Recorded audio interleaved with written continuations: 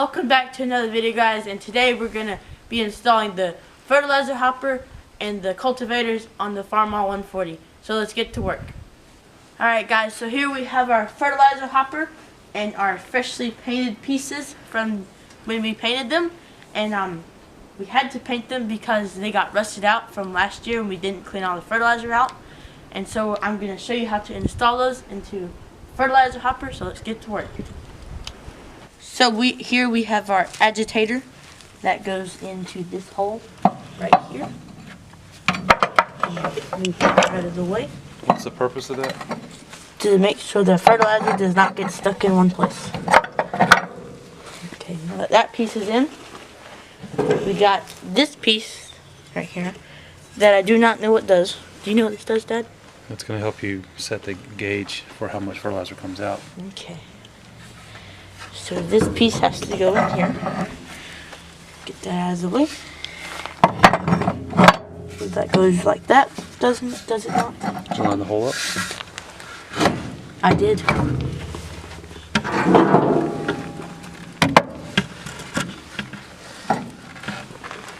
And we have this special bolt right here. This goes from the bottom. And it goes in there. Like that? Mm-hmm. Okay.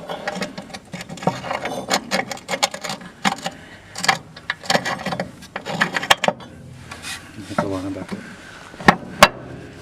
There's two holes down there. I'm going to struggle to grade this because I can't see anything in that bucket. There we go. Whoops.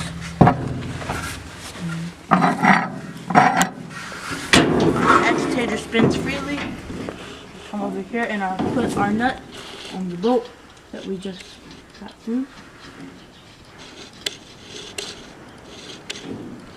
Make sure it's not spinning. You want that a wrench?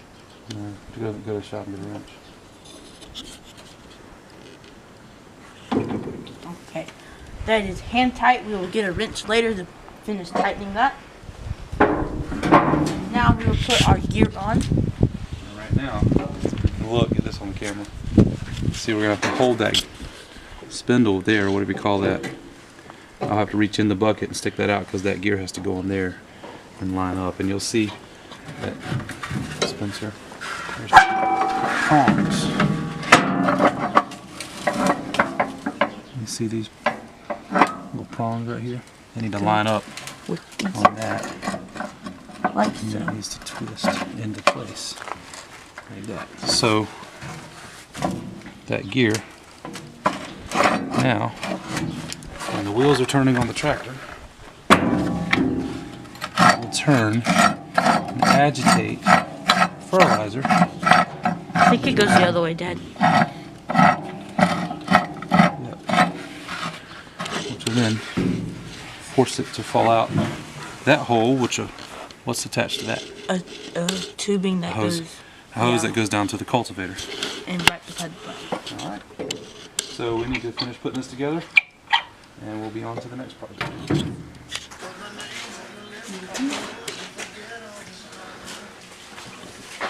Hey. That's not it. I see the logo on it. Which part do you want to do? We're not going to have to stay in place. You gotta straighten that bolt. Okay. The bolt's not straight. What do you mean bolt's not straight? Looks like it's straight. Well, the house one is straight. Great thing to know.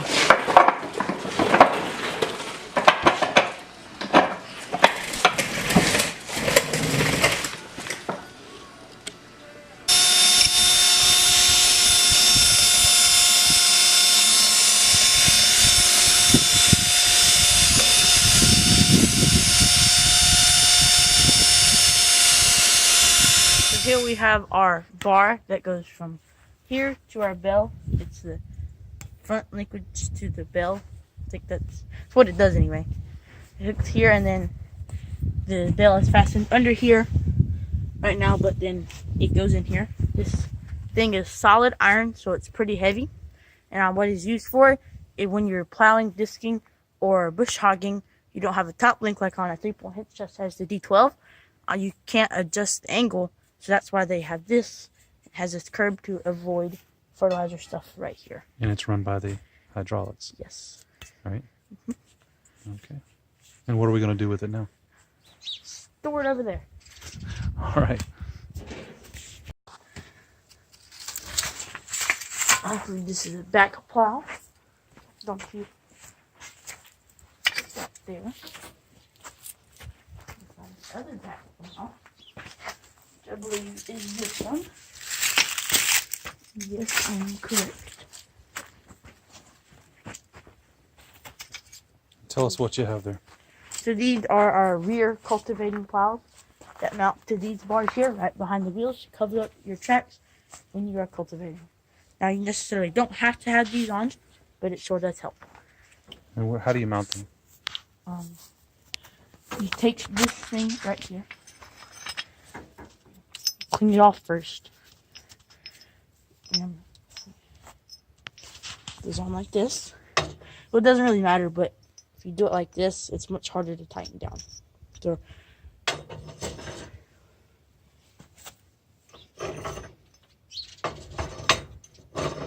goes on like that. And you line it up with the center of the tire. Use that over a little bit. On this side, you do. And probably should get our wrenches out, which is a 15/16 and a 1-inch. Oh, and our hammer. This is a trusty old farm hammer.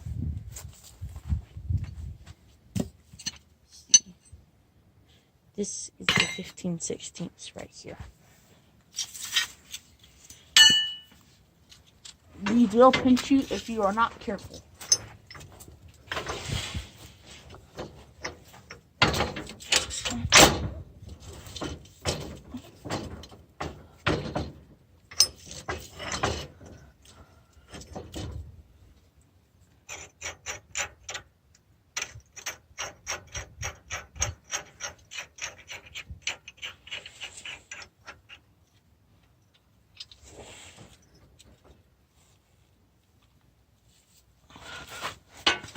And now we take our wrench and tighten.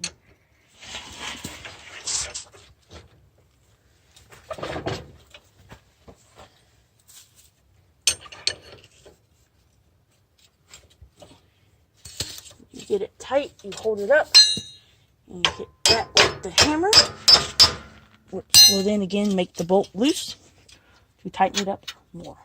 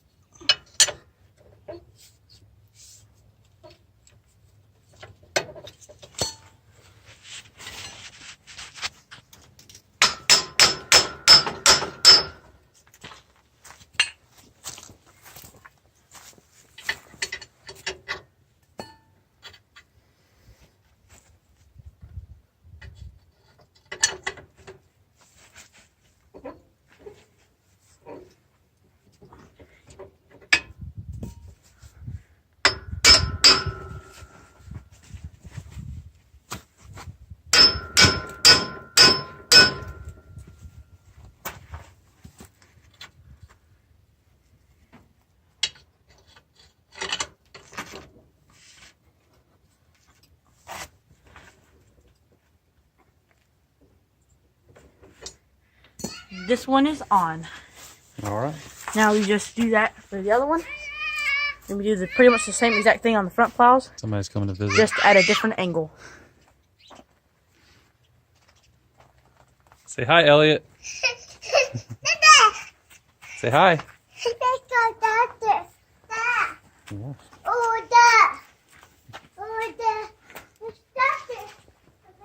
Hi, it's McCormick number 184 planter. Until today, I had a cotton bottom in it, which is obviously not what we want to plant corn with, but it's all we had. But about a year ago, we went to an auction and got a planter with the right bottom in it. And it was a whole lot cheaper than buying a new bottom for this planter. So we just swapped the two over, and now we have a nice corn bottom in planter. Corn and bean. Yeah, Corn and bean. corn and bean bottom but we do not yet have the right plate because it did not come with the right plate. Except if we want to Plant plant some beans, which we got will, that. that's a bean plate down there. It sure Now, is. corn plate won't have as many holes in it because the spacing is And further they won't apart be for as corn. big. Yeah, they won't be quite as big. So we are almost set up for this year's corn crop. Yes, we are. What kind of corn are we going to plant this year? Silver Clean and Honey Select, I believe. Maybe Yeah. a little bodacious. Maybe a little bodacious. Yeah. So if you are local to Johnston County, North Carolina, Yes. and you want to purchase sweet corn, who's the person to go to? Me, Spencer Bruton. All right. Comment below if you're local and want to buy corn. Be ready probably in early June. Yeah. Yeah. So thanks, guys, for watching our videos. Make sure to like, comment, and subscribe, and we'll see you next time.